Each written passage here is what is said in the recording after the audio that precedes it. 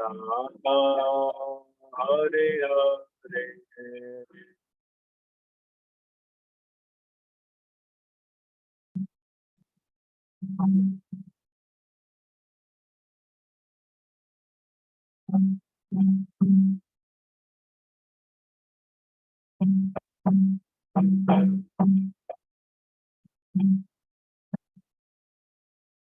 Hare Krishna, Krishna Krishna, Hare Hare, Hare Ram, Ram Ram, Hare Hare.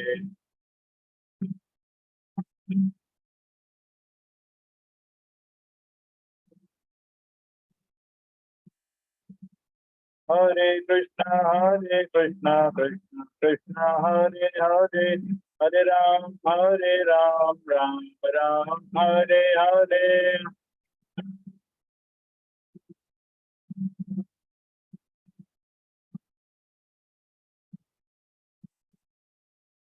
Hare Krishna, Krishna Hare Hare, Hare Ram, Ram Hare Hare.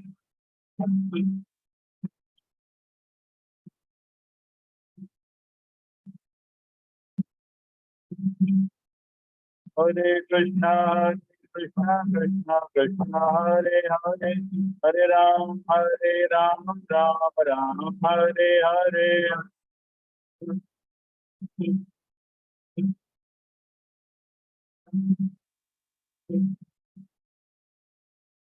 Prabhupada, Jai Prabhupada, Prabhupada, Jai Prabhupada.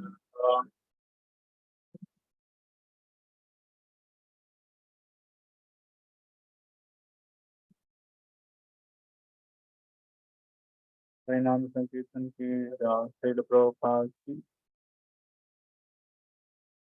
ओम ज्ञानतिमिरन्धस्य ज्ञानाञ्जनशलाकया चक्षुरुन्मिलितं येन तस्मै श्रीगुरवे नमः। श्रीचैतन्यमनोभीष्टं स्थापितं येन भूतले स्वयं रूप कदा मह्यं ददाति स्वपदान्तिकम्।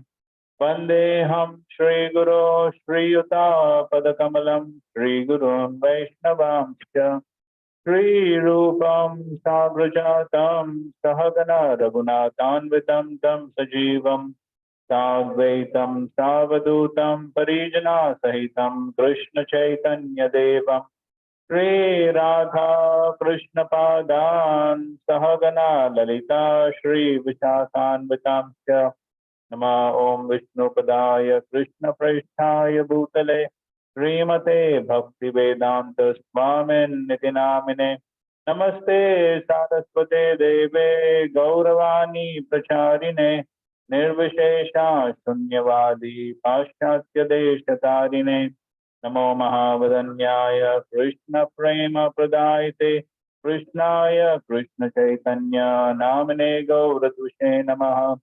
हे कृष्णा करुणा सिंधो दीनबंधो जगत्पते गोपेश गोपिका कांत राधा कांत नमोस्तुते तप्त कांचन गौरांगे राधे वृंदावनेश्वरी वृषभानुस्तुते देवी प्रणमामि हरिप्रिये वाञ्छाकल्पतरुभ्यश्च कृपा सिन्धुभ्य एव च पतितानां पावनेभ्यो वैष्णवेभ्यो नमो नमः।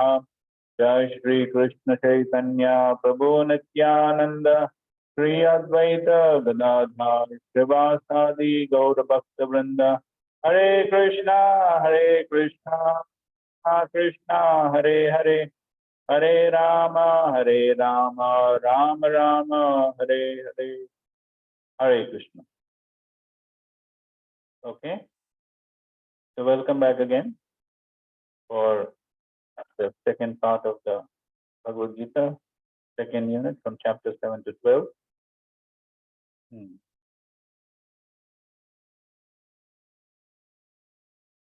So the first 6 chapters essentially we discussed about the yoga ladder and the various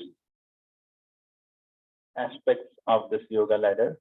So somebody would like to briefly revise?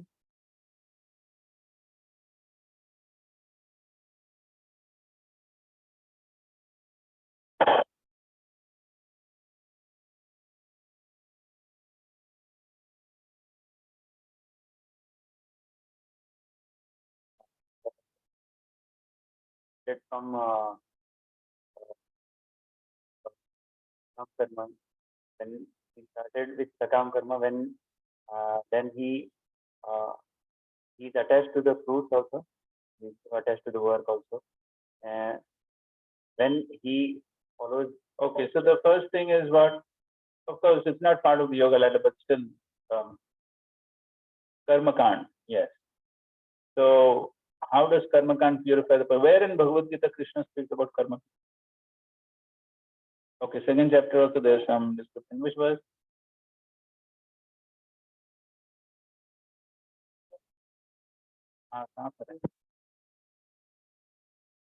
Okay, so it's 30 to 38. 31 to 38. Yes. And then in the third chapter, where Krishna speaks about karma kand. Yeah, in the Sahayagna Praja there he starts actually. This is which chapter? Third chapter. Third chapter, which was? Which verse? I'm not sure, 13, I think. 13 or 15. Okay, there's a 10th verse. 13, 15. That's the 10th verse. 10, Okay, so 10 to 16. 10 Ah, to 16. good. Right, 10 to good. 16. Your memory is very good. Actually, I'm reading it again. So okay, so they describe karma kand. Yes. So why is there so much background music here? I think there's no need of the cordless. It's such a small room with 10 people. I said they cannot hear. Even if you speak loudly, they can't hear.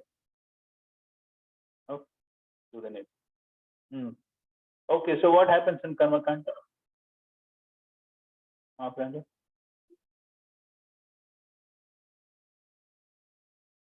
Follow the Vedas. Okay. And they accept some authority higher to them.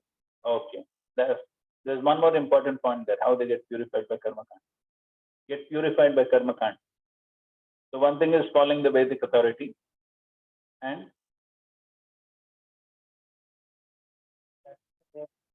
yes, chanting the names of Vishnu. What is the analogy we gave there?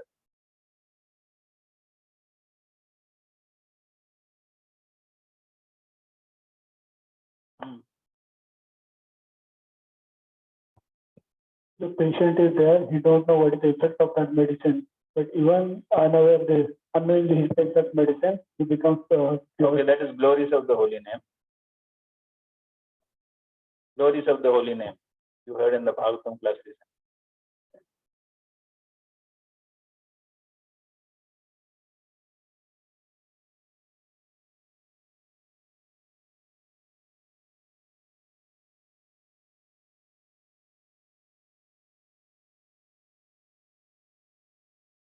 So in regards to this point, that unknowingly the person gets the medicine.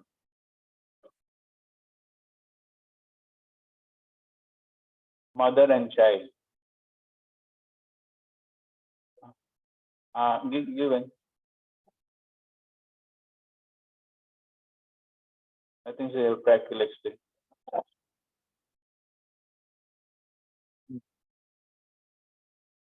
it doesn't take medicine, but the mother pours with the sugar coating or honey, and still thinks it is honey only. But the inside medicine is Right. Similarly, if whereas you tell one part of the analogy, there's no use. You tell the other part. fully or not. You extrapolate things, no? So similarly, what? Similarly, Vedas also gives material benefit by following. Correct. But at the same time, in core of it, small places. exactly. That's right. So the Vedas are like mothers. So by karma kand, they're promising more sense gratification, which the conditioned living entities want. But while getting that more sense gratification, they're unknowingly getting the effect of the medicine of following the Vedas and chanting the names of Vishnu. Okay, good. So that's how purification takes place in karma kand. Then the person comes to the platform of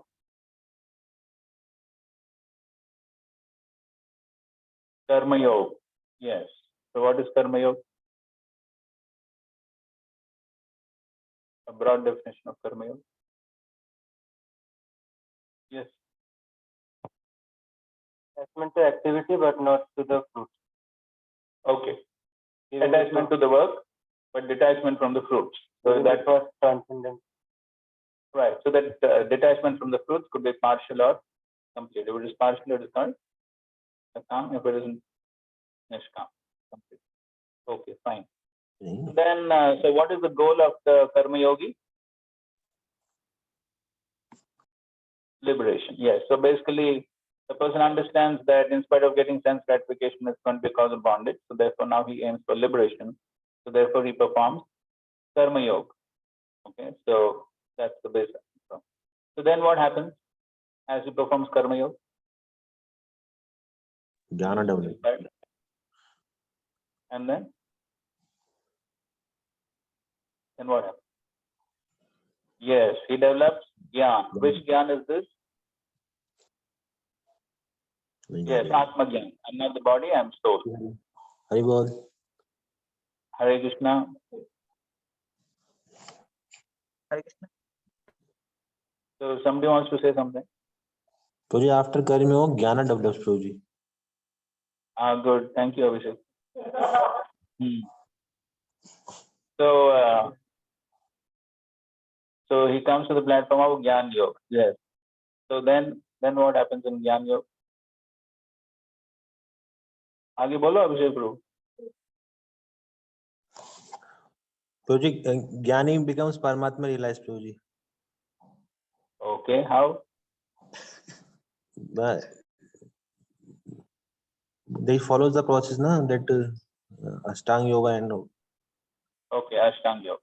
Okay, fine. So the Jnani, he gets knowledge that I'm not the body, I'm spirit soul, and then he may take karma sannyas. We saw that how in the 3rd chapter, Krishna is telling Arjuna, it is better to perform karma yoga than take karma sannyas. Correct? Why?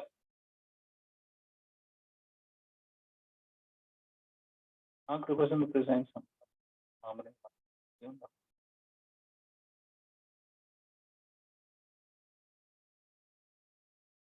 Yes, without purification, what happens?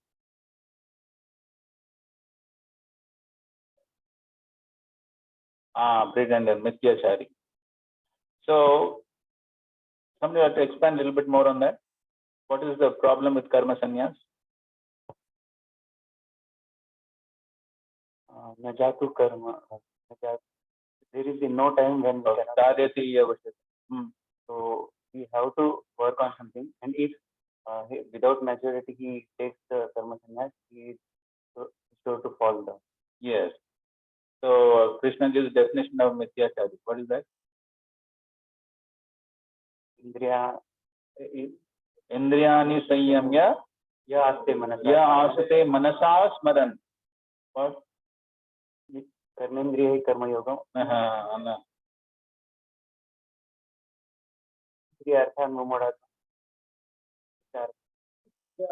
थोड़ा mixing हो रहा है. What is the word?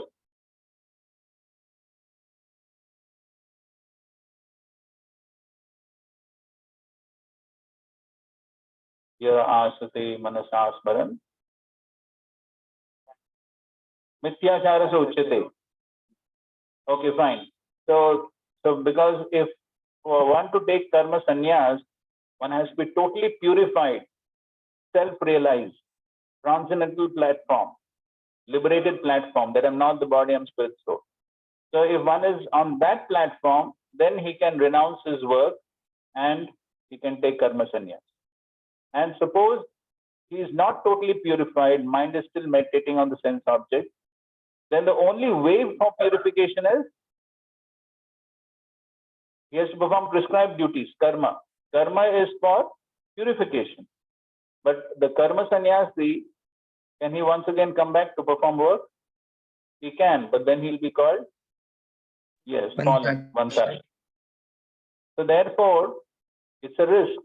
If one is not completely purified, then it is a risk. Therefore, Krishna says, better perform karma yoga, and that is safer and direct. One can get purified, and ultimately one can achieve liberation. So, and most Gyanis, of course, most Gyanis, they land up with the goal being impersonal Brahman.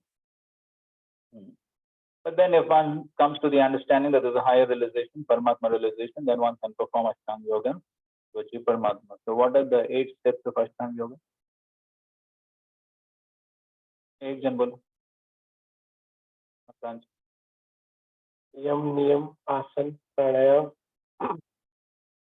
प्रत्याहार धारणा ध्यान समाधि. Okay. So these are 8 steps, and then we saw that there are 2 stages in the practice of yoga. What are they? Yoga Rudukshu Yoga. And Yoga Ruda. Yeah.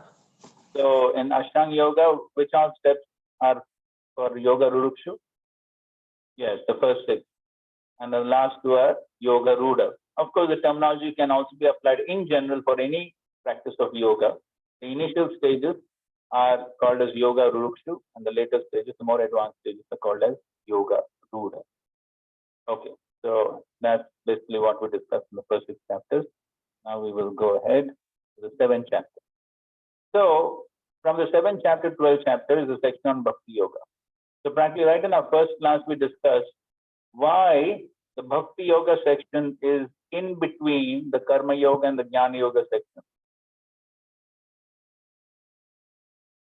Yes, one is protection. Anything precious needs to be protected. Second reason? Bolo. Yes, so the Karma Yogi and the Jnana Yogi, they require some amount of bhakti to achieve perfection. Okay, so therefore, Bhakti Yoga being in between touches Karma Yoga and Jnana Yoga on either side, thus giving life to both.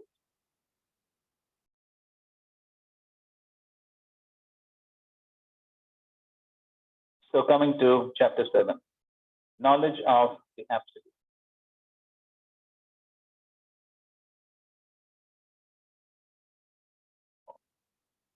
ये आगे नहीं जा रहा.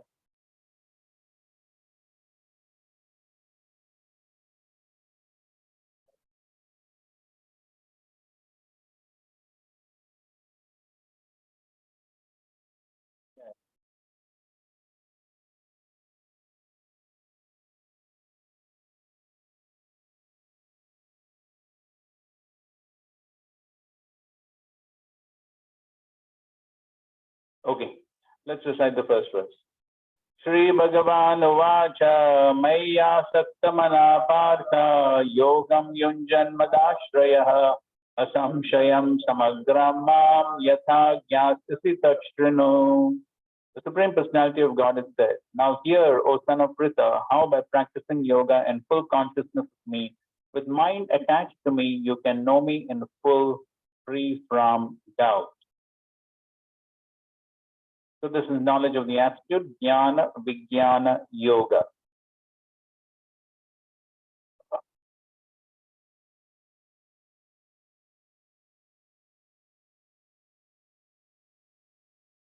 Okay, these are sections of the chapter. 1 to 7, knowing Krishna in full by hearing about him. 8 to 12, Krishna is the essence of everything.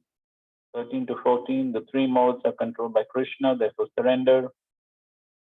15 to 19, 4 kinds of impious persons who do not surrender to Krishna, 4 kinds of pious persons who surrender.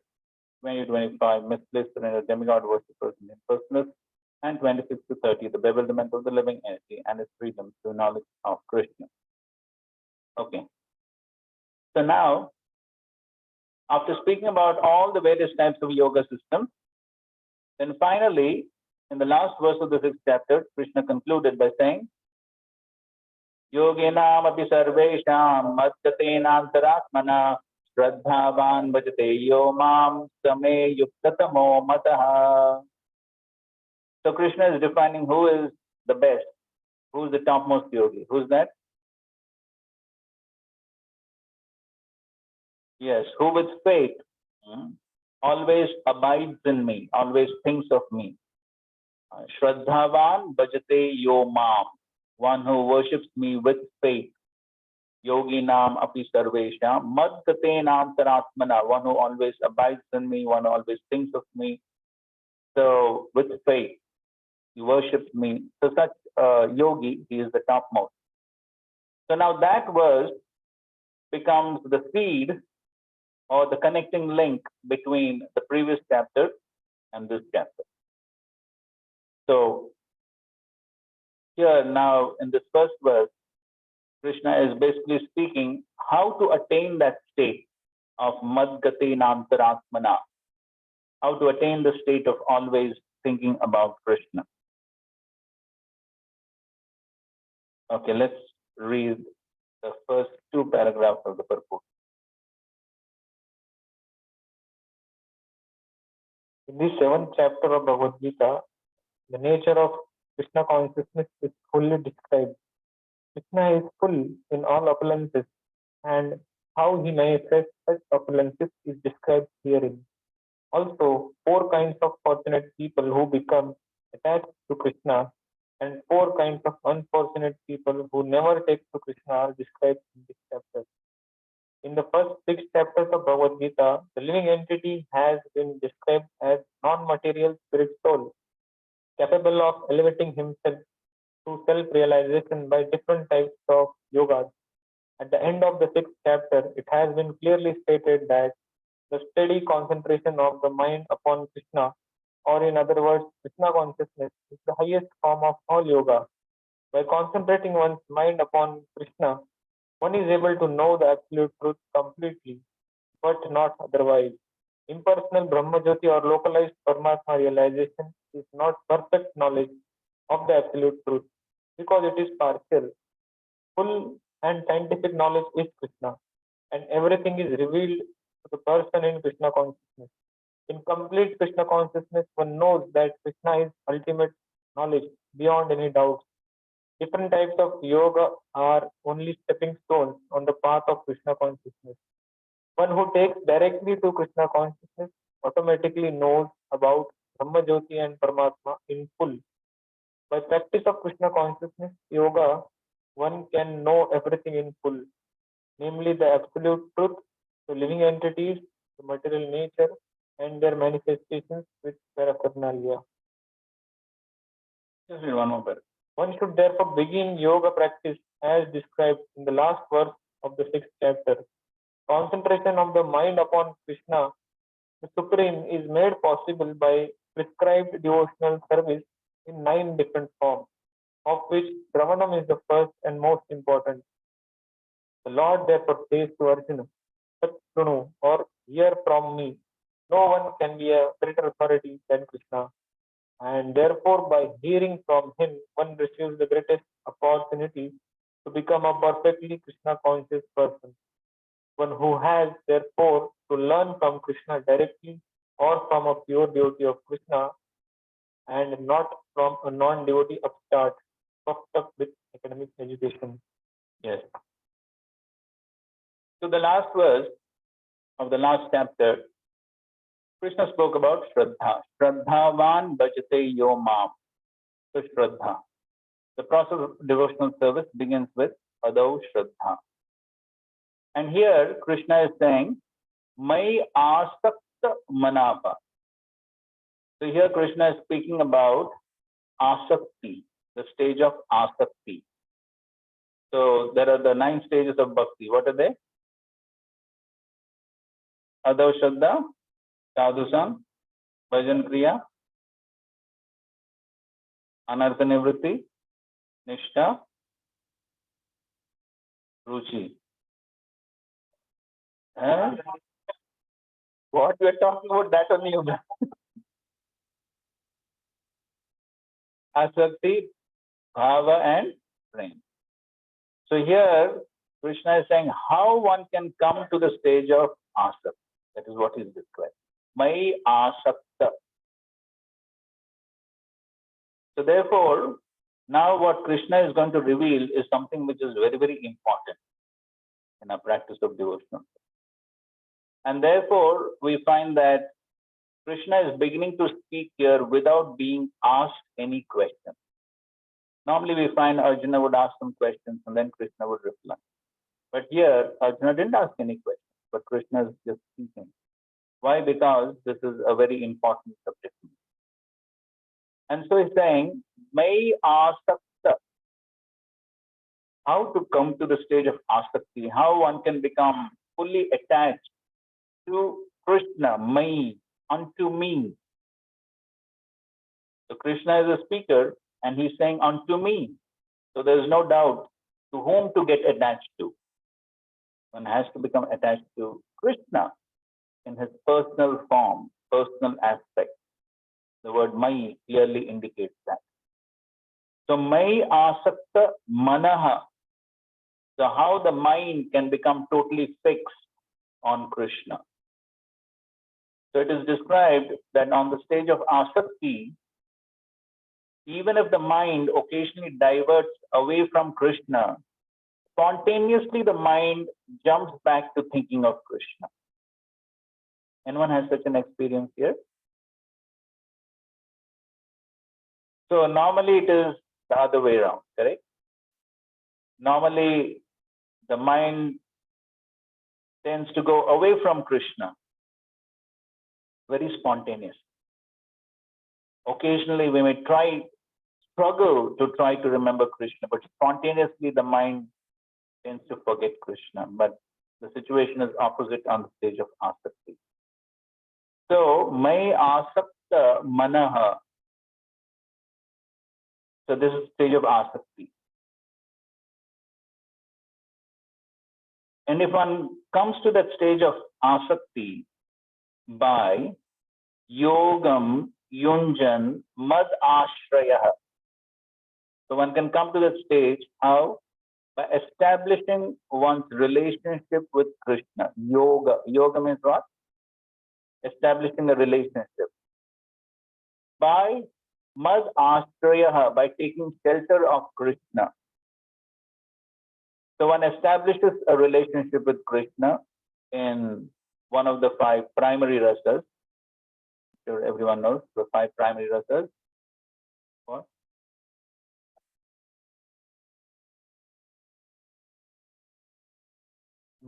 Okay. And Vatsalya and Madhuri. And there are the 7 secondary rasas also. So one establishes a relationship with Krishna in one of these rasas by taking shelter of Krishna. Mad ashraya. Can one take shelter of Krishna directly? No, one usually takes shelter of Krishna by taking shelter of the devotees. One who has taken shelter of Krishna. By doing so, then one can establish a relationship with Krishna. And by doing so, if one comes to the stage of asakti, the result is asamshayam, without a doubt. Asamshayam. What is the doubt? The doubt is, what is the realization that one gets on the stage of asakti? Is it about Nirvishesh Brahman or Sarvishesh Brahman? What is the realization? So here, Krishna is very clearly saying, asamshayam samagram mam. Samagram. Samagram means complete. Complete realization of me. So that means there is also incomplete realization. So what is the incomplete realization? Yes, the Brahman and Paramatma realizations are asamagram. They are incomplete realization. But samagram, the complete realization of Krishna, of Sarvishesh Brahman, the Brahman with qualities. And so, by the practice of devotional service, one can come to the complete realization of the supreme absolute truth. Yatha jnasyasi such renew. So how one can come to the stage of asakti, how one can progress from the stage of shraddha to asakti and ultimately to prema is essentially by hearing such renew, by hearing.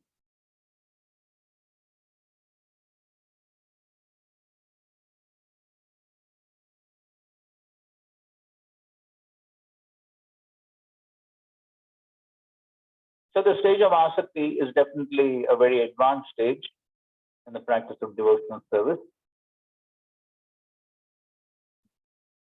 It is sometimes this example is given that the initial stages of bhakti up to anartha nivritti are like pedaling a bicycle uphill. Have you experienced? How easy is it? Very difficult, correct?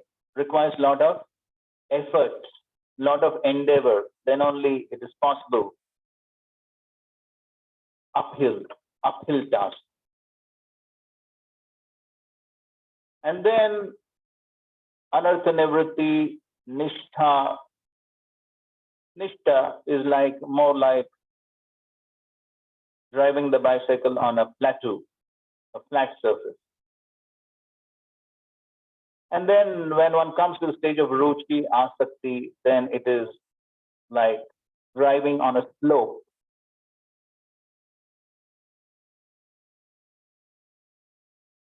On a slope, then hardly any endeavor. Some people leave both the hands and drive. So that's easier when one comes to the higher stages. Of course, one should not stretch the analogy too far. It doesn't mean he falls down. The analogy is only showing the effort required. So the point is that in the early stages, lot of endeavor is required. Lot of endeavor is required. Then only one can be successful. So if, as one is trying to go uphill, if one does not put much endeavor, then what will happen? Go back. Sometimes also the other example is given, just like swimming in the river against the current. So we are also trying to swim in the river or in the ocean of samsara, material existence. And we are trying to swim against the current of the material energy, which is pushing us towards sense gratification. We are trying to swim against that current. So that means if at any point of time the endeavor is slackened, what will happen? One will be swept by the current. So therefore, the constant endeavor at every moment is very much important. So therefore, Srila Prabhupada, in so many of his purports and lectures, emphasizes on intense practice with determination. That's very much required. So therefore, in the early stages of devotional service, even though one may not have that natural taste, but still we have to endeavor, if we have a sincere desire to make progress on the path of devotional service. But then there are bright prospects where one could be floating in ecstasy. Of course, it may sound a little theoretical now, but at least one can get some glimpses in the pastimes of Lord Sri Chaitanya Mahaprabhu and his associates. So if one wants that, a taste of that unlimited bliss of bhava and prema, anandam buddhi vardhanam, limitless ocean of ananda. So how many want it? Some are having some doubts. So bright prospects are there. So just like before getting into IIT, students have dreams. What did you say? Colorful dreams. Thank you for adding the adjective. Colorful dreams of bright prospect in the future. And because they see those dreams, first, of course, the parents begin to see the dreams. And then they impose those dreams on the children. And then the children begin to put the endeavors. These days I hear right from 5th class, 6th class, right from that time, the endeavors begin. And then they hope that the dream doesn't remain a dream. And it turns into reality.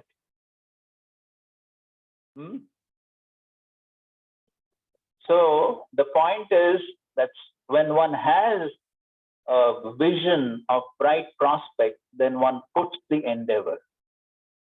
And so similarly, Krishna is saying here, you want asakti, then you have to put the endeavor. The endeavor to hear, which essentially is an important anga of sadhana bhakti. So therefore, the endeavor is required. So if one thinks, no, it's all right, I won't put much endeavor, let me do things the way I like, the way I want, let me take it easy. There's one purport in the Bhagavatam, where Prabhupada writes, an easy-going life and Krishna consciousness go ill together. So some people think, let's take it. It's all right. Sometimes I'll come for Mangalarti, sometimes I won't come. As long as nobody says anything, it's all fine.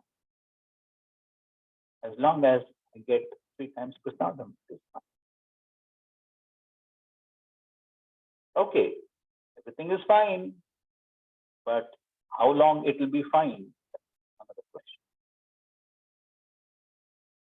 So nothing is achieved without endeavor. Success in any field requires endeavor. And so is the case with devotional service. And so therefore, whose responsibility it is to put the endeavor? For whose benefit?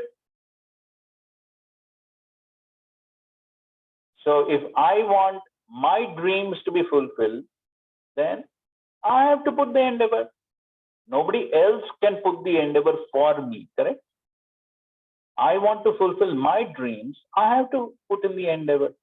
If I don't put the endeavor, who's the loser? I am the loser. So therefore, ultimately it's I who stand to lose, or it is I who stand to gain. Nobody else.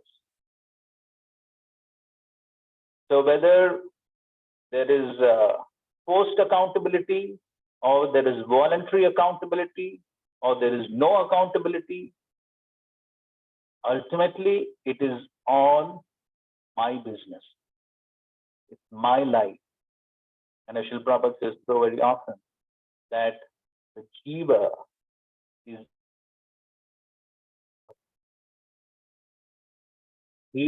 looking for freedom. So ultimately it's all my problem. And if I am serious about getting free from this bondage, this encasement within this body which is giving me so much of suffering, then it's my responsibility to be serious about the devotional service, to come to that stage of. And here Krishna is saying if you want to come to that stage, then it all begins with hearing, Shravanam. And therefore,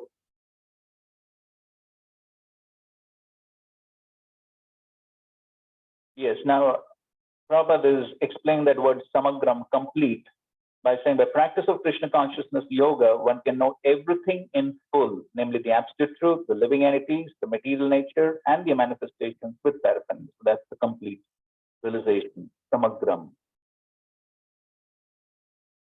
And then before that, here it states, one who takes directly to Krishna consciousness automatically knows about Brahma Jyoti and Paramatma in full. So that's the understanding of samagram. Okay. Therefore, you see, now in the next paragraph, he gives all these verses from the second chapter of the first canto, beginning with Shrinotam Sukta Krishna, ending with Vidyate Hridaya Grantis, from 17 to 21. Why? Because these series of verses are discussing the progress from Adav Shraddha to Prema. And that, of course, we elaborately discussed in our Bhakti Vaibhav classes. But just to give an indication, we will, and Sri Prabhupada is quoting all these verses here, so we will just discuss the point briefly. Okay, so it actually begins from the 16th verse itself. The 16th verse is Shushusho Sadadhanasya Vasudeva Kataruchi Syan Mahat Sevaya Vipra Punyatita Nishevana. So, of course, Vishwanath Thakur divides these 9 stages into 14, and he begins with Satam, Kripa, and Mahat Seva. So therefore, he says that mercy and service of the devotees, Mahat Seva. So, now again, that's a discussion for the nectar of devotion. But devotional service essentially begins with the causeless mercy of the devotee. So therefore, the first step is Satam Kripa, that is the Kripa, the mercy of the devotee. Because by the mercy of the devotees engage a person in some service, correct? So when we first come in touch with the devotee, what does the devotee give us, or what does he tell us to do? What's it? Okay, one thing is, and what was first service you got? Vessel washing. Oh, great. That is also there. Prasad Seva is there. Shravanam Seva. Right. So devotees engage the person in some service. That is Mahat Seva.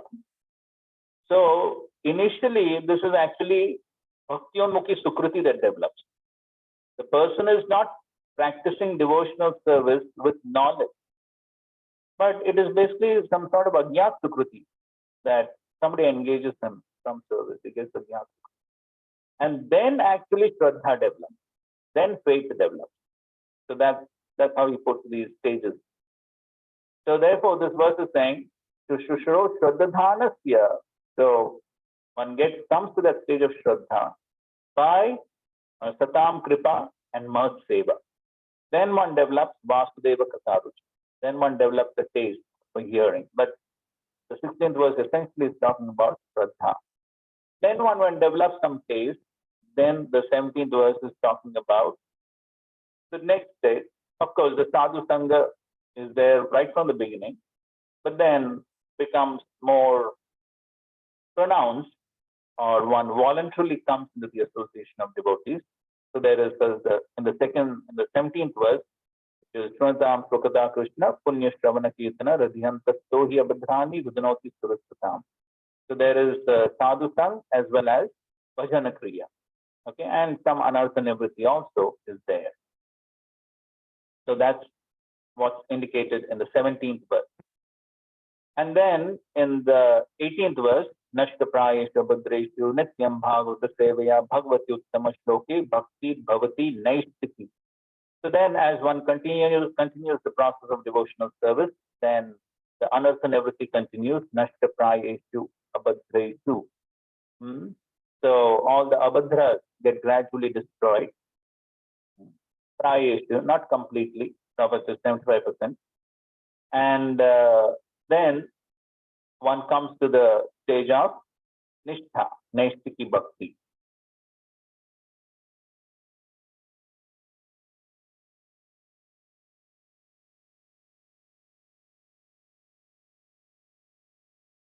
And then the 19th verse, which is Tada rajastamo bhava kamalo bhadaisye keta eter anavidham sitam sattve prasidati.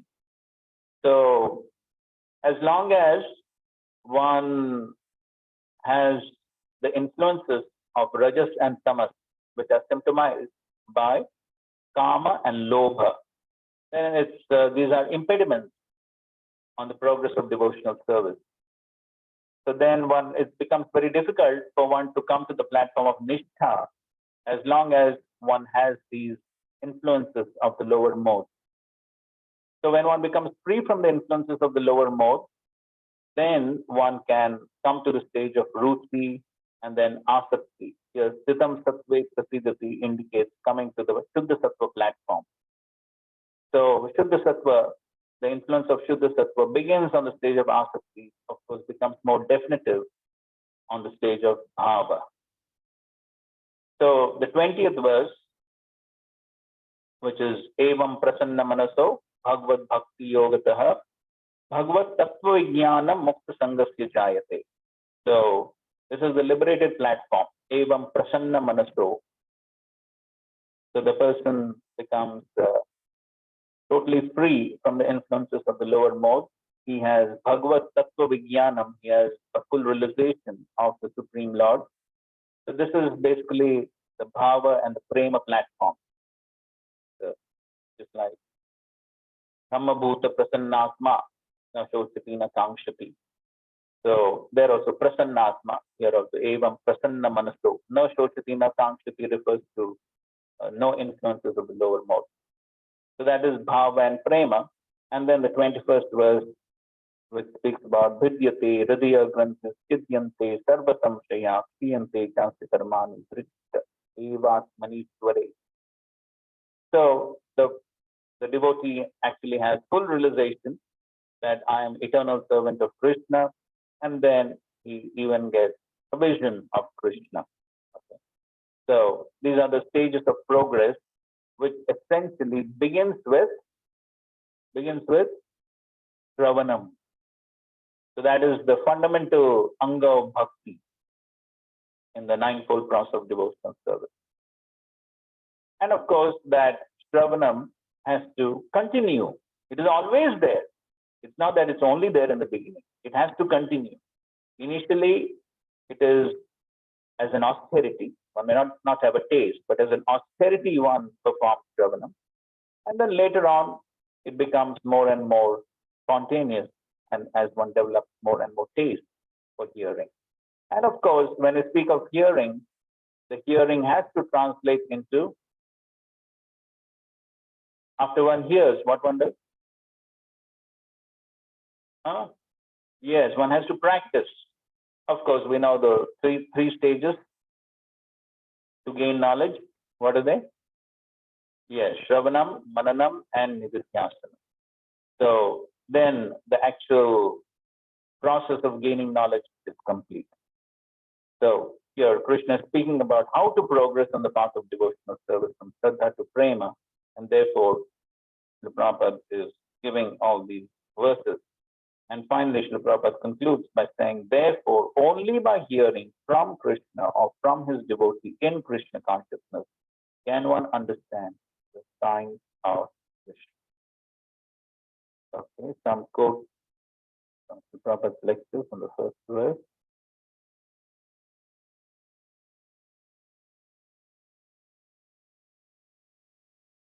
Please read.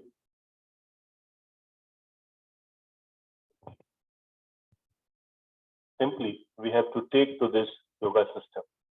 Yogam Yunjanam Mad Ashraya.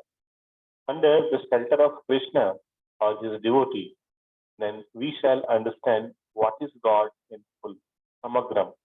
Samagram means full, without any doubt. Other mental speculators, they are in doubt. They do not know whether there is God or what kind of God he is.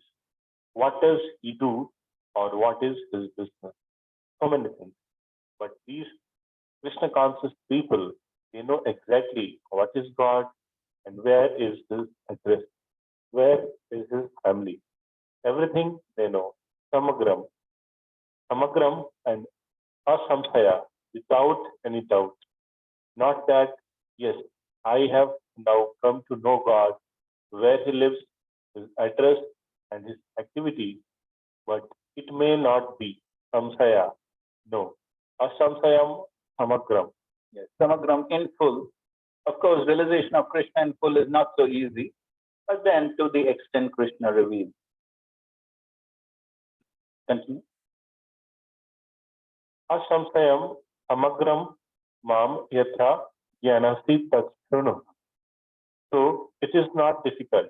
If we are actually serious to understand what is God, God is explaining here himself. You cannot speculate upon God. God is explaining himself. This is, I am like this. Just like a very big man, if you speculate upon him, he may be possessing so much wealth. He may be like this, he may be no, that may be, or may not be. But if that person explains himself, my dear such and such, my position is like this, I am like this, then it is very easy. So take instructions from God to understand God. Then your life will be perfect. And if you understand God, your all problems solved. Yes. So there's no need of speculation. Krishna himself is describing about himself. And so if we just accept what he says, then it becomes very easy. Any clarification so far? Yes. Krishna is saying this first verse, now here, और son of Kunti. But आपने इससे समझाया कि विष्णु श्रवणम हमारा process होना चाहिए. जब कृष्ण ऐसा कह रहे कि यदि सुनोगे तो तुम्हें समझ आएगा, तो आपने इसको ऐसा करके समझाया कि हाउ भगवान कह रहे हैं सुनो, हमारे लिए हियरिंग सबसे इम्पोर्टेंट प्रोसेस हो जाता है.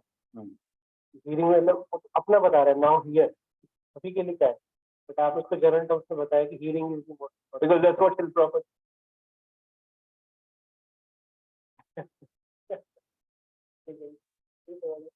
समझ में आया? एक छोटा सा क्वेश्चन प्रभु जी. आपका प्रश्न हमेशा छोटा ही होता है. अब आंसर छोटा है या बड़ा है वो ठीक. हाँ. जो 9 स्टेजेस है और भक्त के 3 लेवल होते हैं, कनिष्ठ, मध्य और उत्तम. तो उसमें ऐसा कुछ है कि कनिष्ठा अनुवृत्ति तक होता है, फिर मध्य में ऐसा कुछ है, इसका कुछ मैपिंग कर लो.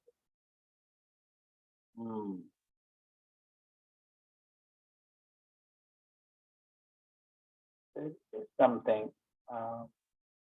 Of course, Srila Prabhupada says one thing very clearly, and that is the Uttam Adhikari. The Uttam Adhikari is on the Bhava platform. You can see in the Nectar of Devotion, Prabhupada writes that. Nectar of Devotion, 18th chapter. So the Uttam Adhikari is definitely on the Bhava platform. Then only can be called as Uttama. Now, as far as Kanishta and Madhyam, a very clear demarcation may be difficult because, of course, Madhyam also, I'm not able to recollect an exact reference to say this. Maybe I'll have to see exactly the Madhurikadam. But as far as my memory goes, even a Madhyam should be at least on the platform of Nishtha.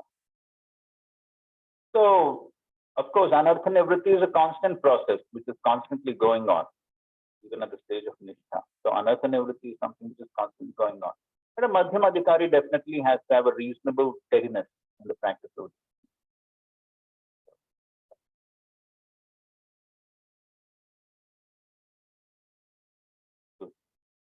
Second verse. Jnanam teham savijnanam idam vakshyama sheshatah yajñatva neha bhuyonya jnatavyam avashishyate. I shall now declare unto you in full this knowledge, both phenomenal and numinous. This being known, nothing further shall remain for you to know. So here, Krishna is saying, I'm going to explain to you Vakshyami. I'm going to explain to you. What I'm going to explain to you? Jnanam teham sa vijnanam. I'm going to explain to you both jnanam as well as vijnanam. Now, Prabhupada translates jnanam as phenomenal knowledge and vijnanam as numinous knowledge. So, phenomenal knowledge means knowledge about the phenomena that we see around us. That means essentially refers to knowledge of this material world.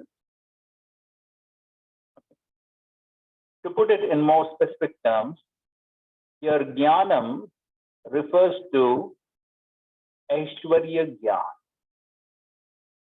So, the knowledge of Krishna's opulences, Aishwarya, is especially in relationship to this material world. So, how he creates the material world, how he maintains it, how he destroys it. So, all this is his Aishwarya Jnana, how he pervades this entire material creation through his different energies. So, all this is Aishwarya Jnana. So, therefore, Prabhupada translates it as phenomenal knowledge. Knowledge about the phenomena of this material world. That is called as phenomenal knowledge. So, essentially it refers to Krishna's Aishwarya Jnana. So, we have to understand that these words have different connotations, different meanings from what we studied in the first 6 chapters. In the first 6 chapters, the term Jnana essentially meant what? Yes, the knowledge of soul, Atma Jnana. But here, the word has a different meaning because it's in connection to Bhakti and Bhagavan. It's referring to Aishwarya Jnana, the knowledge of Krishna and his different energies in relationship to the material world. And here, the word Vijnanam, which is Srila Prabhupada translating as numinous knowledge. So it is something which is beyond one's understanding, or it is not related to this material world. It is a spiritual knowledge. And technically, this is Madhurya Jnana, knowledge of Krishna's Swarupa, knowledge of Krishna's sweetness. And of course, that includes Krishna's relationship with his devotees. So all this comes under Vijnana, Madhurya Jnana. And Vishwanath Thakur says that till the stage of Asakti, then one usually realizes the Aishwarya Jnana, but only after the stage of Asakti, beyond the stage of Asakti, one can realize the Madhurya Jnana, knowledge of Krishna's Swarupa and his sweetness. Therefore, Srila Prabhupada, he gives a definition of complete knowledge. Complete knowledge includes knowledge of the phenomenal world, the spirit behind it, and the source of both of them. Okay, so the knowledge of the phenomenal world and the spirit behind it, and the source of both of them. So there is knowledge of this world, there is knowledge of Jiva, there is knowledge of Bhagavan. And then when we talk of knowledge of Bhagavan, then it also includes the knowledge of Bhagavan's sweetness. That is also included. And so therefore, then all that constitutes complete knowledge. This is transcendental knowledge.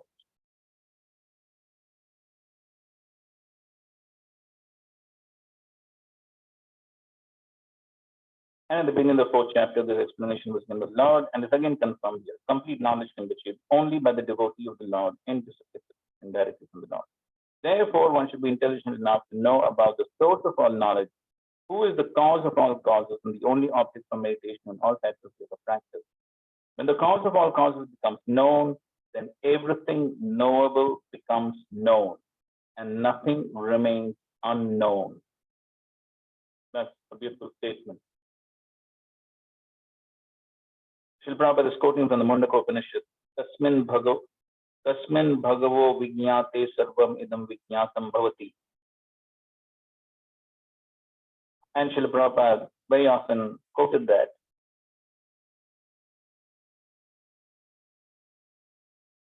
That if one knows Krishna, one knows everything. As he says, if one knows the cause of all causes, then everything knowable becomes known and nothing remains unknown.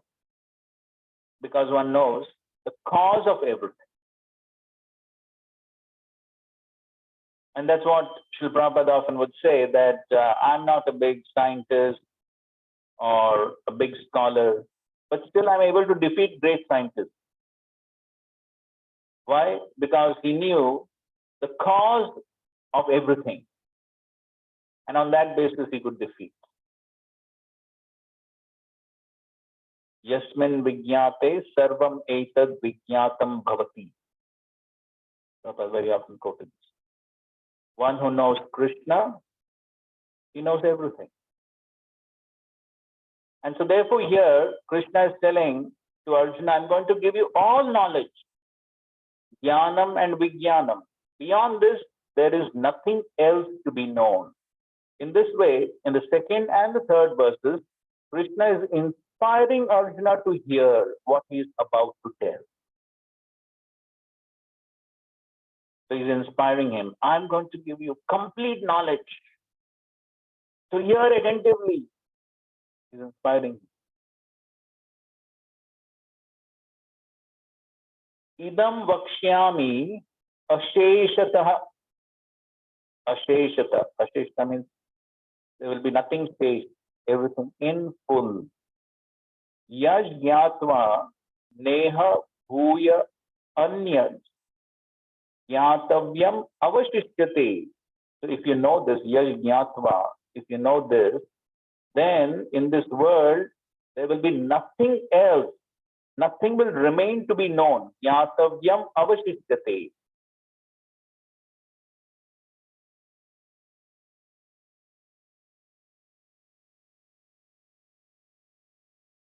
So this is practically the only scripture where the speaker has very clearly and categorically stated that I'm going to give you complete knowledge, beyond which nothing else remains to be known. And as we have heard it many times, that even Lord Jesus Christ, he said, what? Yes. So some similar statement is made by Muhammad also. So therefore, here we find this is the only place where the speaker says very clearly, I'm going to give you complete knowledge. Beyond this, there is nothing else to be known, nothing else remains. So that is the glory of the knowledge of Bhagavad. It is complete. I'm sure you may ask the question, how is that your question? There's the primary study and then Srimad Bhagavatam and Chaitanya Charitamrita. So if here it is saying nothing remains to be known, then what is the use of Srimad Bhagavatam? I was expecting that. So, okay, anybody else would like to answer this question? You're asking question or answer? I thought how could be the answer. Like those two are the explanation of Bhagavad Gita, those two books. Bhagavad Gita contains in the aphorisms and everything. Good, good. There's something? Right. So just like Srila Prabhupada said, Bhagavad Gita is what? ABCD. ABCD. Now, in English, or whichever language you take, so you have ABCD, correct? Now, after studying ABCD, what one studies? Words. Words are, and then sentences. They're based on what? You got the point? So without ABCD, how can one progress? So whatever words, sentences you build are built on what? ABCD. That is the point. So Bhagavad Gita contains everything. The basics of everything. Therefore, it is like ABC. Fundamentals. But without this, one cannot build anything more. Therefore, Srila Prabhupada also very often said, Srimad Bhagavatam begins where Bhagavad Gita ends. So it's building up on the foundational concepts given in Bhagavad Gita. So therefore, all the fundamental concepts are there in the Bhagavad Gita. And it's just building up on it. And the Chaitanya Charitamrita is, as Srila Prabhupada said, the postgraduate study, because it is actually Bhagavatam in action. So whatever principles, whatever behavioral aspects as Vaishnavas are depicted in the Srimad Bhagavatam are actually shown in the Chaitanya Charitamrita, and what is the prayojan of that practice is also shown in a very vivid and graphic way. So ultimately everything is building upon. But the fundamental concepts are covered completely in the Bhagavad Gita. Right? Okay. Text 3. Okay, before that we have a quote. Okay. So to know God and how things are working and how it is being controlled, these things are to be known. We should not go simply by sentiment. Religious sentiment is good for persons who follow blindly. But at the present moment, people are advanced in so-called education. So Bhagavad Gita gives you full information so that you can accept God with your reason, with your argument, with your knowledge. It is not blind following. Krishna consciousness is not a sentiment. It is backed by knowledge and practical knowledge. Vijnanam, Jnanam, Vijnana Sahitam. So without Vijnana, and the process is to understand this knowledge is to be a surrendered soul. Therefore, we disciple means one who accepts the discipline. Without accepting discipline, we cannot make any progress. It is not possible. Any field of knowledge, any field of activity, if you want to be aware scientifically and factually, then you should accept the controlling principle. Samagrena Vakya Sarupam Sarvokaram Yatra Diyam Tat Ubhaya Vishayakam Jnatam Chakshum. So Prabhupada just quotes this. There is no reference to this and doesn't say exact meaning. So the point is that so Krishna consciousness is not a blind sentiment. So one can get all this knowledge, jnana, vigyan, one can get, and on that basis practice. But then how to get this knowledge? By discipline. So without that discipline, one cannot gain this knowledge. And that is why Krishna has already spoken in the 4th chapter. Yes, tadvidhi pranipatena pariprashna sevaya upadekshanti te jnanam jnaninas tattvadarshi. So if one wants to get that jnana, then the principle of pranipat, the principle of surrender, the principle of service, that has to be there. Otherwise, one cannot get knowledge. Even if one gets knowledge, one will only get theoretical knowledge, one will not get realized knowledge. we discussed, I think, quite a bit on that point, right? Theoretical knowledge and realized knowledge. Which purport?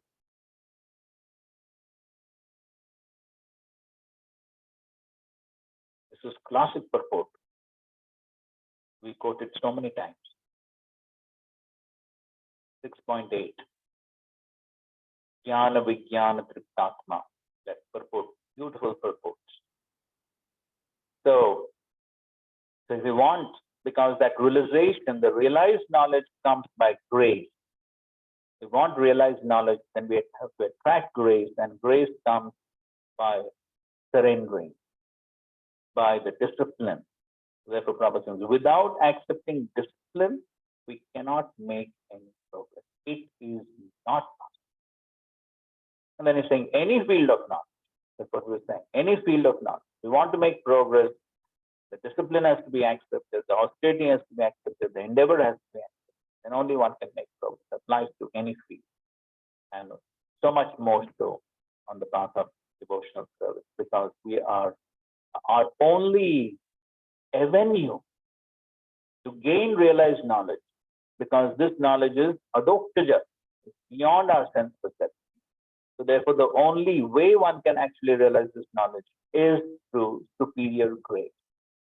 And therefore, one can attract that superior grace only through pleasing them. And how do we please them? We please them by the discipline of making the endeavor to please. Okay, now we go to Manushyanam sahasreshu kaschit yatati siddhaye yatatam api siddhanam kaschan mam vetti tatpataha. Out of many thousands among men, one may endeavor for perfection, and of those who have achieved perfection, hardly one knows me in truth. So here once again, Krishna is encouraging Arjuna to hear by saying that what I'm going to give you is so rare. Such rare knowledge I'm going to give to you. So just like if somebody were to say that today for lunch we are going to serve some most special preparation which no one has ever seen or heard before. How many will be eager to go? Huh? So like that, Krishna is inspiring Arjuna. I'm going to reveal to you very special knowledge, such rare knowledge. Thousands and thousands of people cannot understand. This way is inspiring him to hear. Okay. So, in the first paragraph of the purport, somewhere in between, Prabhupada says, Krishna can be known only by persons who are in Krishna consciousness.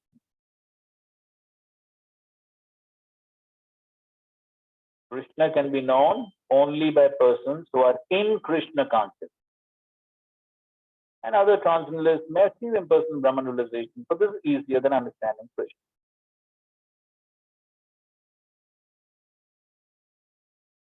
Okay, now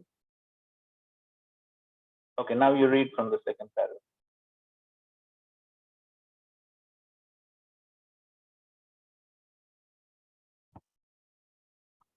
Krishna is the supreme perfect of Godhead, the cause of all causes, the perennial Lord Govinda. Ishvaraha Paramaha Krishna.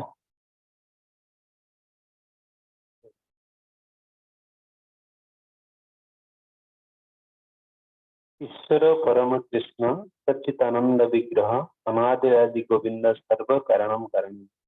It is very difficult for the non-devotee to know him.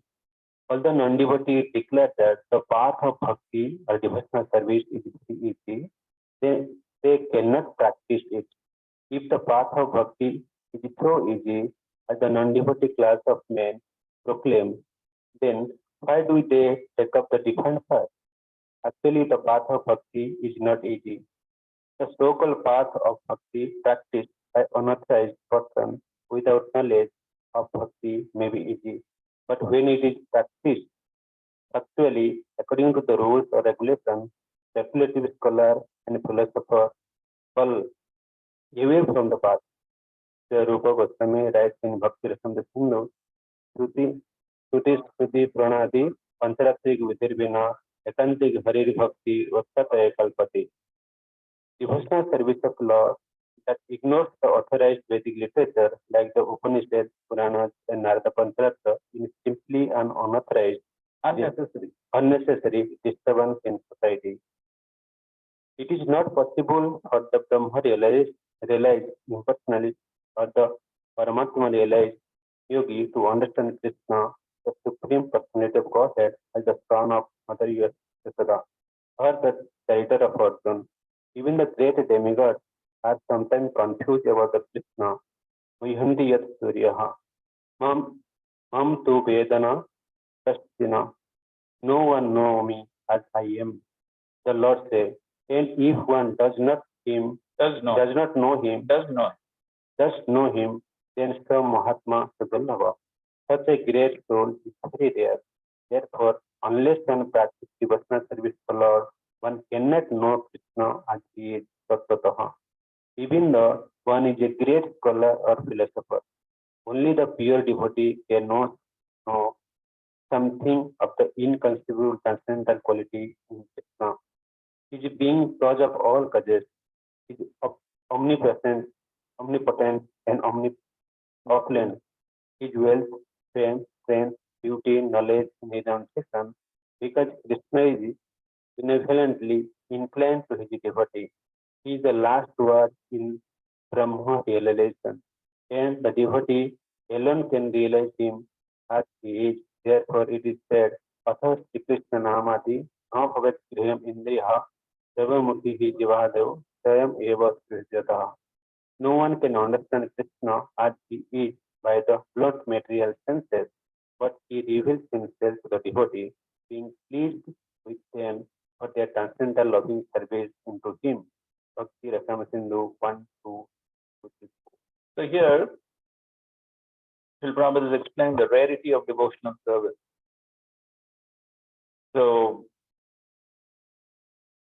for someone to come to the path of devotional service, where Manushyanam Sahasreshu, so just like in the teachings of Sri Chaitanya Mahaprabhu, Rupa Goswami, he described that how amongst all the living entities in this creation, then there are the human beings. Amongst the human beings, there are those who are civilized, uncivilized. Uncivilized means those who don't follow any higher authority, any scripture, living almost animalistic life. Civilized means they follow some scripture, some authority, and they're civilized. Then the civilized can be categorized into those who follow the Vedic rules and regulations, and those who do not, those who concoct their own scriptures. Then amongst those who follow the rules and regulations of the Vedas, then there are those who follow Karmakand, Jnanakand, and all those. And then there are those who are coming to the transcendental path to actually achieve liberation. So that is what is being Kaschid Yati Siddhaye. So Siddhaye, perfection. So it essentially refers to one who's trying for liberation. Yatatam api siddhanam, but amongst all those who are trying for perfection or liberation, question mam veki, only one knows the truth. So the Krishna is showing the rarity of understanding him and the rarity of devotional service. Why is it so rare to understand Krishna? Because in order to understand Krishna, there's only one way, and that is one has to be Krishna conscious.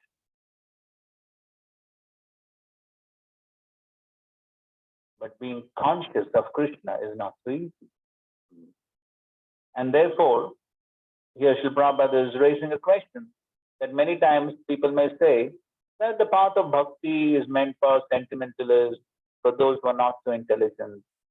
Who was accusing whom? Yes, Prakashana Saraswati was accusing Chaitanya Mahaprabhu in a similar way. So Prabhupada is saying then if the path of bhakti is so easy and it is meant for sentimental people, then why do they not take up this path and take up some difficult path? So one thing Srila Prabhupada in his lectures, he explains that when something is apparently easy, then people don't take it up. So he gives the example that just like if you tell someone simply chant Hare Krishna, you'll achieve perfection. No, you stand upside down on the head and do all sorts of asanas and exercises, very complicated. So that's a psychological point. But another point Prabhupada is saying, yes, it apparently may appear to be simple, but then it is not so simple. Why? Because if one wants to practice bhakti according to the rules and regulations given in the scriptures, then so many people follow it. Because that's the difficult part. The difficult part is following rules and regulations. Therefore, Shruti, Smriti, Puranadi, Pancharatra, within Vina. So one has to follow the vidhi. One has to follow the rules and regulations that are given in scriptures, and in accordance to those rules and regulations, one has to practice bhakti. Otherwise, if one practices some sort of sentimental bhakti, as the Sahajiyas do, Ekantiki Hare Bhakti, Utpateva Kalpate, that type of bhakti simply creates havoc in society. But then, real bhakti means one has to follow the bhakti path as given by the acharyas, as given by the scriptures, following all the various rules and regulations. And that people think, oh, that's too difficult. Following rules and regulations given by someone else, or as someone may say, imposed by someone else, that's difficult. I can follow rules and regulations created by me. So yes, so the other transcendentalists, then they are ready to perform austerities and penances and do so many things, but it is all according to what they think is good or a problem. But then to follow rules, regulations given by someone else, and that becomes difficult. Because that is a pinch to the false ego. So that's why that's the difficulty on the path of bhakti. And therefore the understanding of Krishna remains rare even for the great devatas, Muyyanti Yat Suryaha, as the Bhagavatam says, and Bhagavad Gita, in this chapter itself, Mam Tu Vedana Kashchana,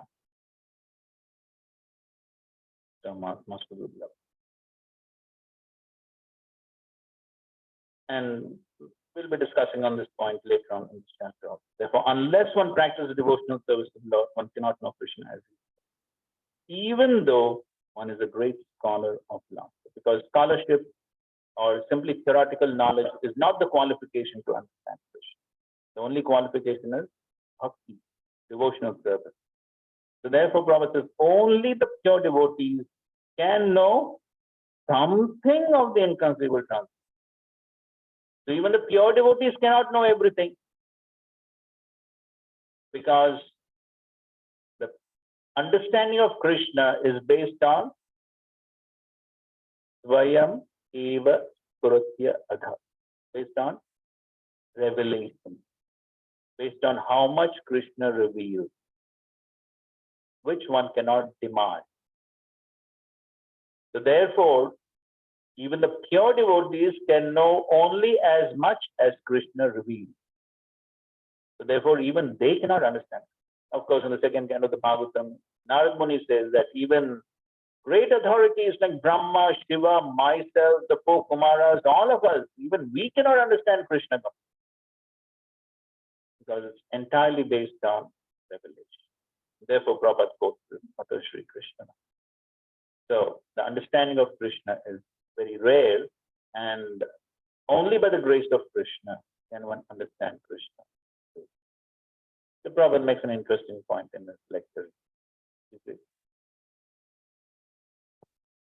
So Sahasra. Now on account of Kali Yuga, Manushyanam million Esu. Instead of Sahasretu, it says million. Because it has increased. The Kali Yuga has increased. Not And the Sahasretu. battery has decreased.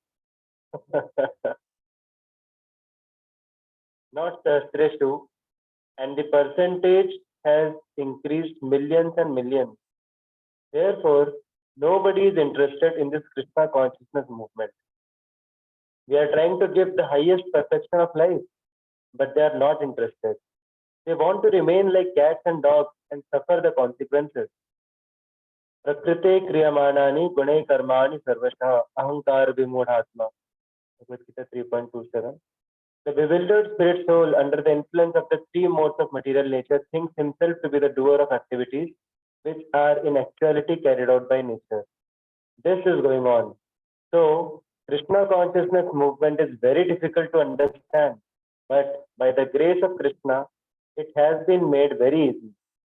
Easy. That is stated in the Srimad Bhagavatam. Kalir dosa nidhe rajan nasti eko mahan guna. Yes. So it's very rare, but that's the glory of Sri Chaitanya Mahaprabhu, that is made something so rare. Okay, fine. So in these two verses, Krishna has basically inspired Arjuna to hear the knowledge that is going to describe. And now from the fourth verse onwards, he begins to describe his experience. Time is up.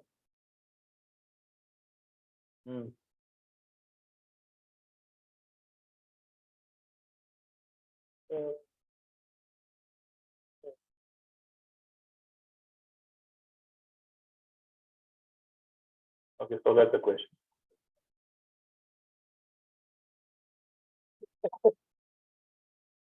Okay, after the break, think about the question.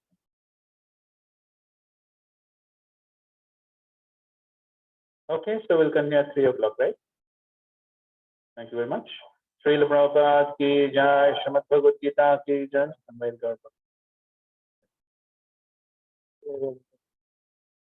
अभी time हो गया, अभी close हो गया। आप personally पूछो, एक बार close हो गया, क्लोज हो। हाँ, पर्सनली पूछो, माइक माइक बस